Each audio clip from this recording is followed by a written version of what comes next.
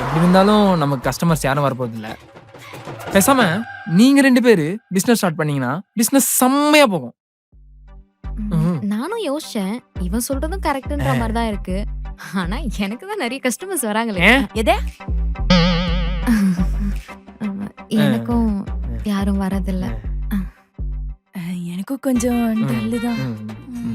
So அப்ப நம்ம 2 பேரும் சேர்ந்து பிசினஸ் ஸ்டார்ட் பண்ணுவோமா? எப்படியோ மண்டைய கழுவிட்டோம்.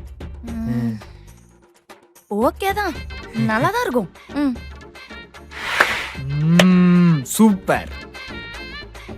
Shweta and Raghavi makeup and mehndi design. எப்படி இருக்கு? என்னடா பண்ணி வச்சிருக்க? என் மூஞ்சில மேக்கப் இல்ல, ஃபவுண்டேஷன் இல்ல, லிப்ஸ்டிக் பாரு பாரு, லைனர் கூட ஒழுங்கா போடல. என்ன பிரிண்ட் அவுட் எடுத்துட்டு வந்த? ஒழுங்கா எடுத்துட்டு வர வேண்டியதானே. என்னடா இது மூஞ்சி ஃபுல்லா மேக்கப் அப்பி வச்சிருக்க? நான்லாம் நேச்சுரல் பியூட்டி தெரியும்ல. அது எங்க இருக்கு? இருங்க, நான் ஒன்னும் மேக்கப் போட்டு கொண்டு வரல, பிரிண்ட் அவுட் தான் எடுத்து வந்திருக்கேன். இதுங்களை வச்சு பிசினஸ்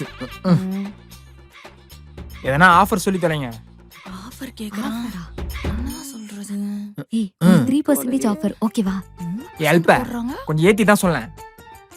ப்ரோ 3% பசிக்குது bro. இரியா அப்படினா ஒரு 7% ஏய். வெச்சுப்போம். 20%. 20% அப்படிதான் போடணும்.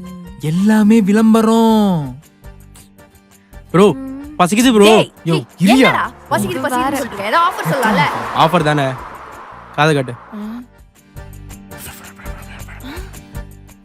ஓகேவா?